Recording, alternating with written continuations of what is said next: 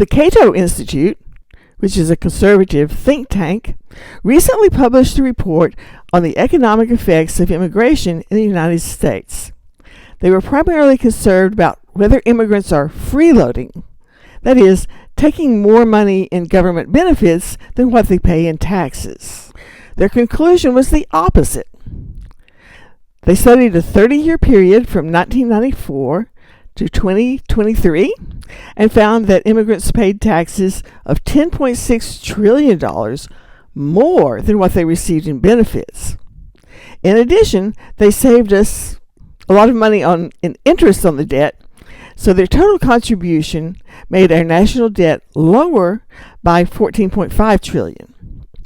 Without their taxes, our national debt would be 205% of gross domestic product, which could easily be a debt crisis. They found that even low-skilled immigrants are fiscally positive. That is, they pay more in taxes than the value of the benefits they receive. The authors concluded, rather than treating them as the cause of America's fiscal struggles, we should consider immigrants part of the solution. Other people are concerned about crime. Numerous studies, such as this one by the American Economic Association, show us that immigrants commit fewer crimes than U.S.-born citizens. My impression of criminals is that, first of all, they're lazy. They're too lazy to work for a living, so they steal. They're too lazy to develop good social relations, so they use violence on people. Any demographic group may include some number of criminals, but people who show more initiative are less likely to become criminals. One example is education. More education corresponds to less crime. It also takes a lot of initiative to move to another country, learn a new language, and adapt to new customs. If somebody wants to commit crimes, there are always opportunities at home. So why do we hear so many negative things about immigrants? Well, I think it's human nature to look for scapegoats for the problems of the world.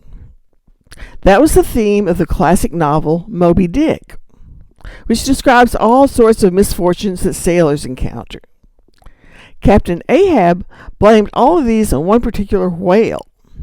Of course, real life is much more complicated. The problems of the world are not caused by any one individual or any one demographic group.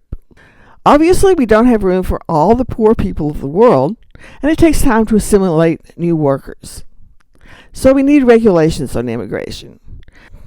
But we don't need to blame immigrants for all our problems. When I was growing up, the scapegoats were communists and black people. Today it's immigrants. Next year it may be somebody else. I think all of this is a terrible idea. If we still need a target for our anger, how about using the COVID virus as a scapegoat?